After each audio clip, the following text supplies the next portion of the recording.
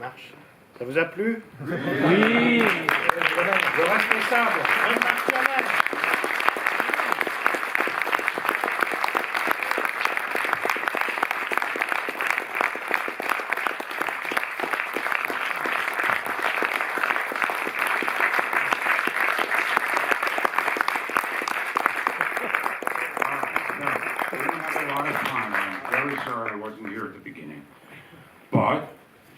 I could be here for 10 minutes now before we have another appointment or something. So, if there are questions, Alors, on a une I dizaine de might be minutes able to seulement, answer a few. donc j'ai le temps pour répondre à quelques questions.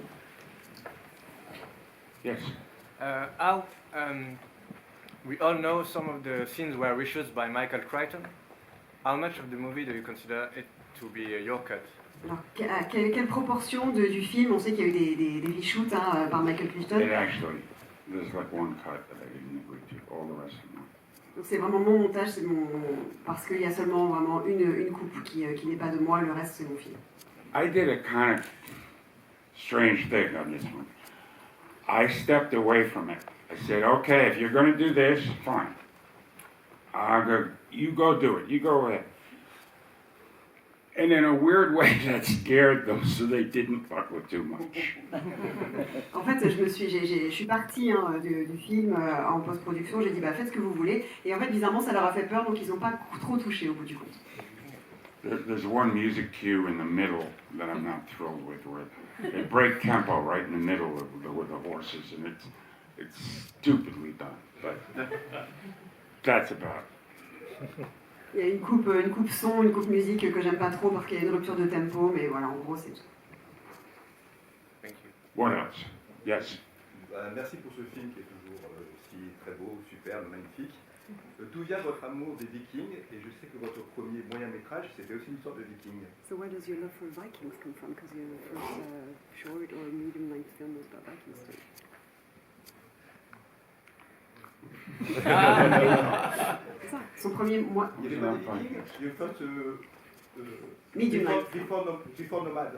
You don't make Did you make a film about Vikings before already? Well, where does your love of Vikings Oh, come from? no, I didn't. No. On fait pas assez de films de vikings.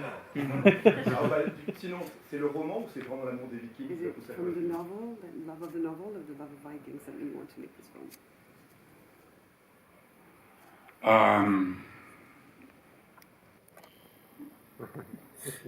No, I don't know. It was a different sort of movie than I'd made before. About personal loves, probably it was because I loved horses more than Vikings. I love the idea that the primitive people were the Europeans and the sophisticated people were the Arabs. I liked that. I liked the fact that I could have, actually I wrote it in, but I could have an Arab who was seen as a hero and a strong and courageous man, and I could have him kneel down and pray as a Muslim in the movie, and it's fine. And the Vikings look at him and say, okay, that's the way he does that. So what? I liked that.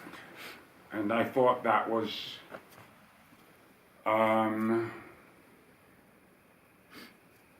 good and, honorable or reasonable thing to put in a movie. And that was what I liked.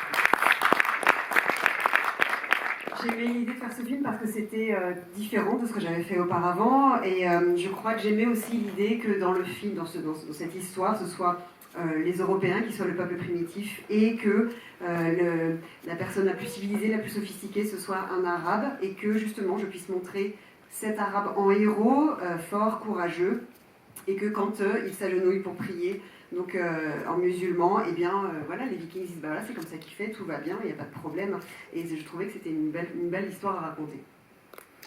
I think I also like the idea that the primitive people turned out not to be stupid. Et que les peuples primitifs finalement n'étaient pas idiots. And that I like that the Vikings, that Beowulf increasingly thinks that the Arab guy is very smart and he wants him to come along. There's a thing about 2/3 of the way through the movie, he says, and bring the Arab. I don't know, I liked it.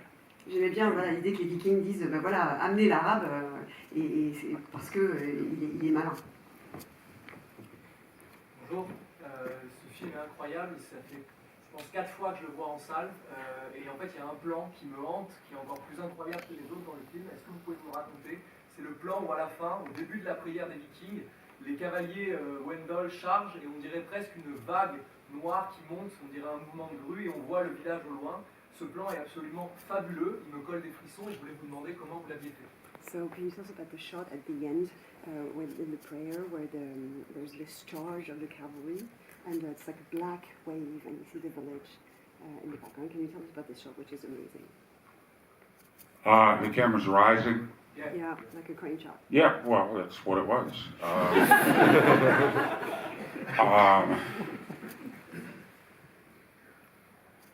All of the horses were real. None of that stuff is special effect. Most of the riders were actually girls, because in Canada, in Western Canada, there weren't that many men who've taken the time to learn to ride a horse. There were a lot of girls who learned how to ride horses.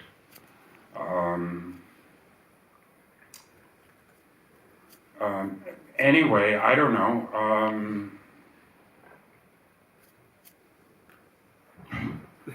Okay, I wanted it to look impressive.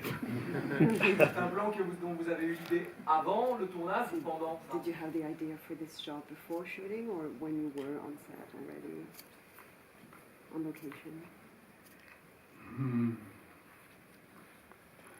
Sometimes I prepare shots long in advance, but mostly I do it the night before shooting. Once I've gotten a set and I've gotten an idea of what I have to work with,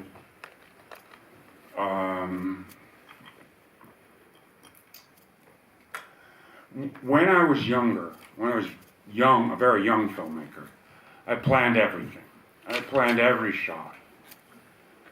And it was stupid because I was walking around with a picture in my head, and I was missing the better shot that was right in front of me. So it took me a while to get the courage to not make the movie so firm in my head that I had to exactly do the shots I'd planned, so that I would have the courage to go and look at what was there and see what was the best shot. So that one, I don't know. I know that I plan to go sideways with horses, and I built several machines that could run over rough ground with a camera with a bunch of horses.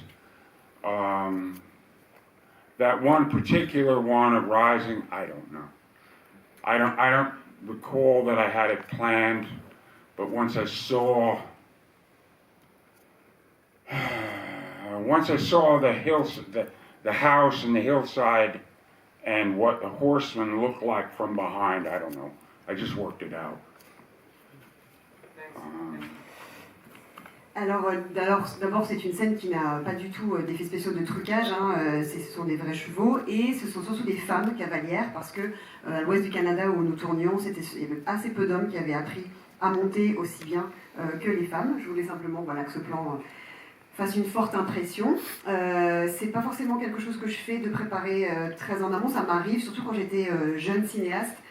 Mais j'ai dû apprendre à justement peut-être un peu lâcher de ce côté-là, à être moins rigide mentalement. parce que tout planifier, quelquefois c'est idiot, parce qu'on ne voit pas le super beau plan qui est devant nous.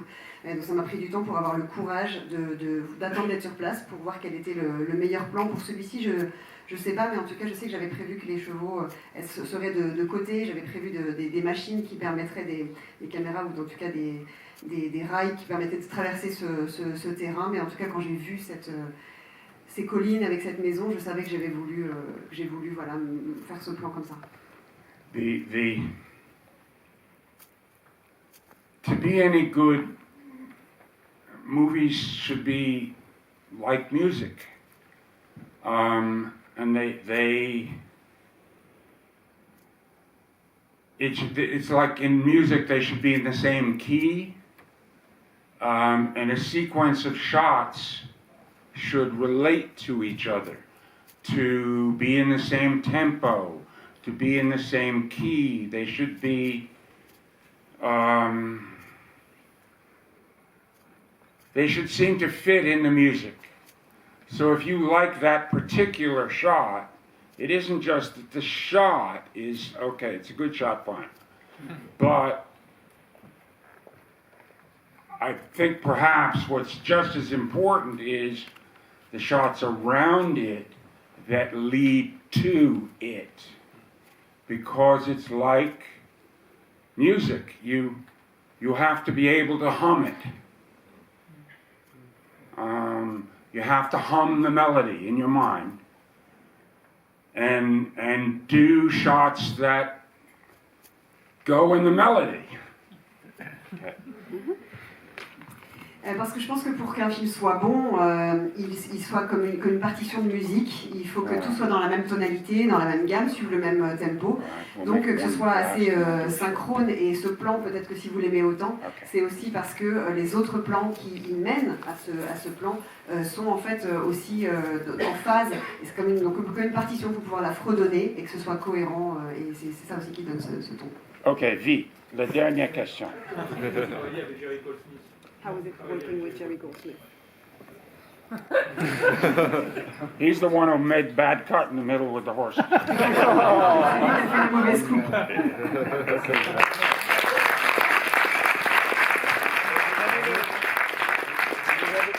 avez le temps de vous rendre en salle